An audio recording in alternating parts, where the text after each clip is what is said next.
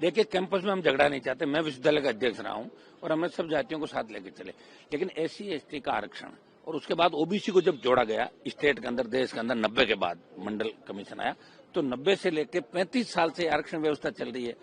70 साल से आरक्षण व्यवस्था इस देश के अंदर चल रही है। कई स्टेट के अंदर तो आरक्षण 65% ज्यादा चला गया। वहां की स्टेट और दिल्ली मिलकर करते हैं। सुप्रीम कोर्ट कहता 50 से ज्यादा नहीं होना चाहिए। कई स्टेट में 65% आरक्षण है। आरक्षित वर्गों को भी बैकलॉग नहीं भरे जा रहे हैं, उनको गलत तरीके से दूसरे लोगों को एंट्री करा के उनका आरक्षण छीना जा रहा है। ये हम देख रहे हैं प्राइवेट सेक्टर में, जगह जगह आप देख रहे हो वहां आरक्षण की व्यवस्था नहीं है। कहीं न कहीं कई लोगों के मन के अंदर ये होता है, जैसे ही एससी एसटी के साथ ओबीसी नाम आता है वो डर जाते हैं कि एससी एसटी ओबीसी। मैं ये कह रहा हूं कि जब सरकार ने ये रूल सरकार लेके आई और यूजीसी ने गाइडलाइन जारी कर दी, रूल बनाया, तो यूजीसी ने जब रूल बनाया तो सरकार की जानकारी के अंदर ये था, और जानकारी में था तो अब सरकार बेक नहीं हो सकती। सरकार को सुप्रीम कोर्ट में अपना स्टैंड लेना चाहिए। मैं ये कह रहा हूं इसके अंदर एक लाइन ये भी डालनी चाहिए कि एससी एसटी ओबीसी के साथ साथ प्रत्येक छात्र, चाहे उसकी कोई भी जाति हो, अगर उसको अपमानित किया गया, उसकी रैगिंग हुई या दूसरा हो, तो उन जो आरोपी हैं उनके खिलाफ कड़ी कार्रवाई होनी चाहिए। जातीय वैमनस्यता कैंपस में नहीं बढ़नी चाहिए। लेकिन ओबीसी से मुझे नहीं लगता कि एससी एसटी का आरक्षण लंबे समय से और ओबीसी का भी 90 से, अब एकदम से बात कहां से उठ गई। और दूसरा, मुझे तो लगता है कई मामलों क्या सरकार भी बैकडोर से दूसरे दबाव बनाती है इधर उधर से। तो अब सरकार अगर स्टैंड बदलती है तो देश में मैसेज आएगा कि सरकार ने ही ये निर्णय कराया, और सरकार अगर स्टैंड पे रह जाती है तो सरकार की मजबूती का मैसेज जाएगा। अब सरकार को तय करना क्या करती है सरकार। लेकिन एक जो मैसेज था सामान्य वर्ग को, ये लग रहा था कि अगर गलत शिकायत हो गई तो वही हम सामान्य वर्ग के खिलाफ थोड़ी हैं। हमने तो आर्थिक आधार पर राजस्थान में आरक्षण की मांग करी थी कि आर्थिक आधार पर आरक्षण दो प्रत्येक जाति को।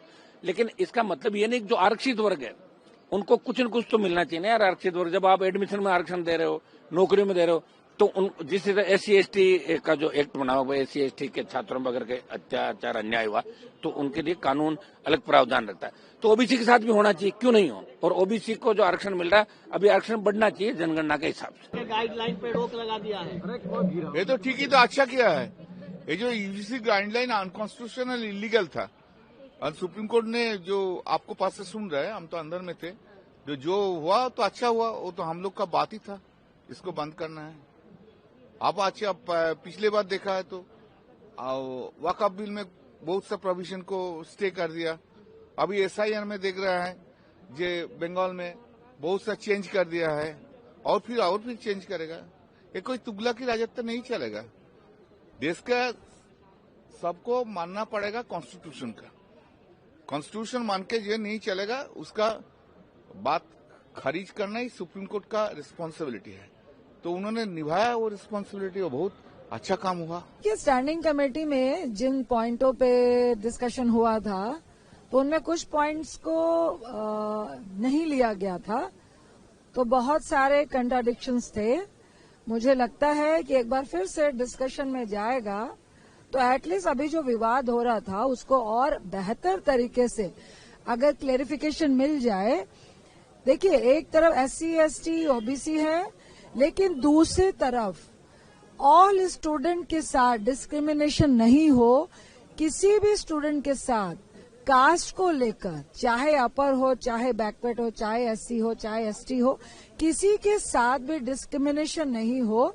तो मुझे लगता है कि फिर से एक बार स्टैंडिंग कमेटी में, अगर जब सुप्रीम कोर्ट ने स्टे लगाई है तो जाने के बाद कुछ पॉइंट्स जो स्टैंडिंग कमेटी ने दिए थे, जो हम लोग को थोड़ा बहुत समझ आया, क्योंकि स्टैंडिंग कमेटी में मैं नहीं हूँ, उसको कुछ पॉइंट्स को नहीं लिया गया था। मुझे लगता है एक बार फिर से डिस्कशन होना चाहिए, क्योंकि बहुत सेंसिटिव इश्यू है और ऑल ओवर इंडिया के यूथ से जुड़ा हुआ है। First priority is youth. उस पे हम कास्ट में इतना भी ना बांट दे कि जो एक मकसद है हमारे इंडिया के यूथ का, वो ही डिफरेंसेस आ जाए। तो अब हमें डिफरेंसेस को कम करना है, ना कि उस डिफरेंसेस को लगातार बढ़ाना है।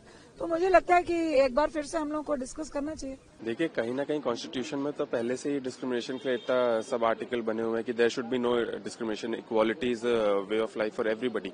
लेकिन मुझे लगता है कि कहीं ना कहीं डिस्क्रिमिनेशन पहले से था, तभी ये नियम लाए गए थे। और मुझे लगता है कि सरकार को स्पष्ट होकर के सबके सामने ये स्टेटमेंट देना चाहिए कि वो करना क्या चाह रही है। वो पहले कुछ नियम इंट्रोड्यूस होता है, फिर सुप्रीम कोर्ट उसको रोल बैक कर लेती है। इस देश में आप देखेंगे कोई भी नई पॉलिसी आती है तो वो तुरंत रोल बैक हो जाती है। क्या हर चीज प्रोटेस्ट से रोल बैक हो जाएगी या फिर कोई सरकार सही तरीके से कोई नई पॉलिसी लेकर आएगी जो जनहित के लिए हो? अगर ये सुप्रीम कोर्ट में लिया है तो कहीं ना कहीं प्रेशर में लिया है, जनहित के लिए लिया होगा। लेकिन हमारे राष्ट्रीय अध्यक्ष जी कल उन्होंने बोला ये बात कि जितने भी दोषी हैं उनके ऊपर कार्रवाई होनी चाहिए और निर्दोष नहीं फंसने चाहिए। यही हमारी डिमांड रही है। और ये सरकार तो मैं आपको सीधा सीधा बताता हूँ, ये पीडीए के खिलाफ है, फ्रॉम डे वन पीडीए के खिलाफ है। कहीं ना कहीं इनके विरोध इनके खुद के लोग छिटक रहे थे, तो ये इन्होंने बहुत दबाव बनाया है और मुझे लगता है ये दबाव का ही है कि आज सुप्रीम कोर्ट ने वापस लिया।